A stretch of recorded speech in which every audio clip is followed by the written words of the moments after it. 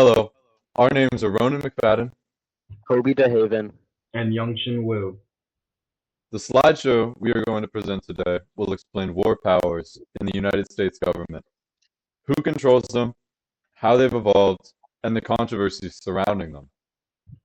There are many different mentions of war powers in the Constitution, but a couple stand out. One of these is in Article 1, Section 8, Clause 11, which states that Congress can declare war, grant letters of marque and reprisal, and make rules concerning captures on land and water. A war power for the president is found in Article 2, Section 2, which gives the president the power to direct the military after a formal declaration of war.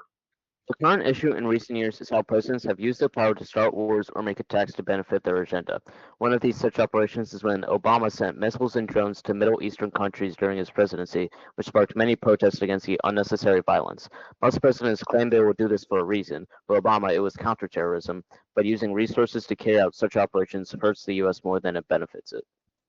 The War Powers Resolution of 1973 is today's most important law affecting war powers. Passed in response to the Vietnam War, Congress attempted to reclaim its constitutional role after decades of presidents taking military action without formal approval.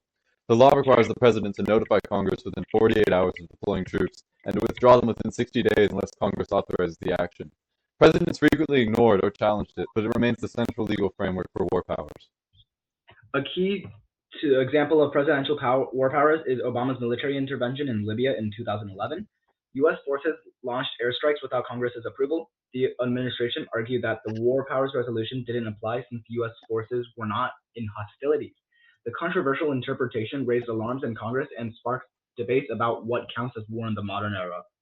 The courts rarely step into war powers disputes, but one historic case stands out, Little v. Barham in 1804. It ruled that the president can't violate laws passed by Congress, even in wartime.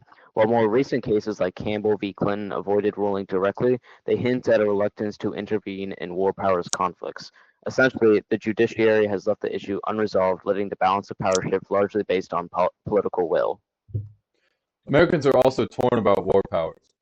Polls often support for fast military action during crises, but also reveal frustration with prolonged wars, like in Iraq and Afghanistan, that lack clear congressional mandates. This public increasingly favors limits on executive power and greater transparency, especially when military action involves long-term costs or risks to American lives without open debate or defined goals. The United Kingdom offers an interesting example of effective legislative oversight. While the Prime Minister can suggest military action, a parliamentary vote is expected before combat begins.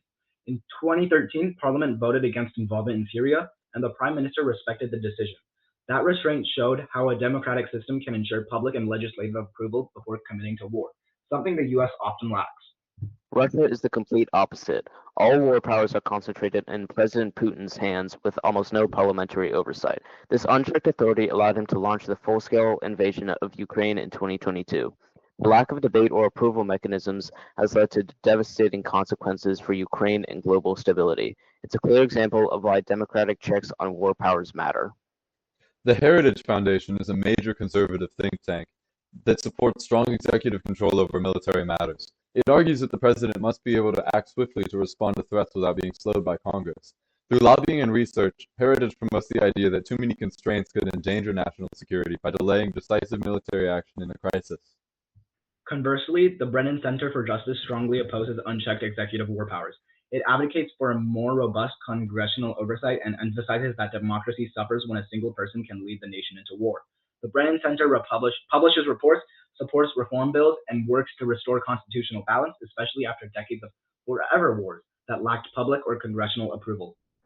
Texas tends to support presidential authority in military matters. The state's leadership often aligns with strong national defense policies and is less likely to challenge executive action. For instance, Texas has supported presidents taking action abroad, especially when framed as fighting terrorism or protecting national interests.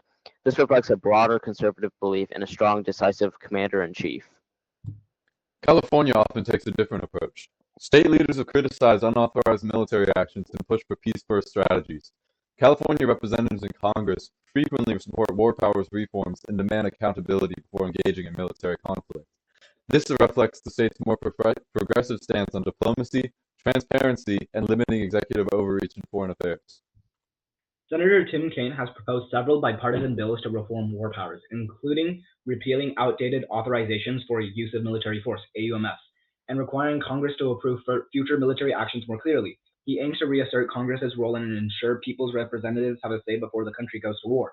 Although these reforms have gained some support, they haven't yet passed into law. In 5 years, the issue of war powers will most likely remain contentious, but pressure for reform will increase. As warfare shifts to cyber attacks and drone operations, the lines between war and peace will blur even more. Congress may finally act to modernize the war powers resolution to reflect these new realities. Whether reforms succeed will depend on public pressure and how future presidents handle military power. Thank you. Thank you. 5 minutes.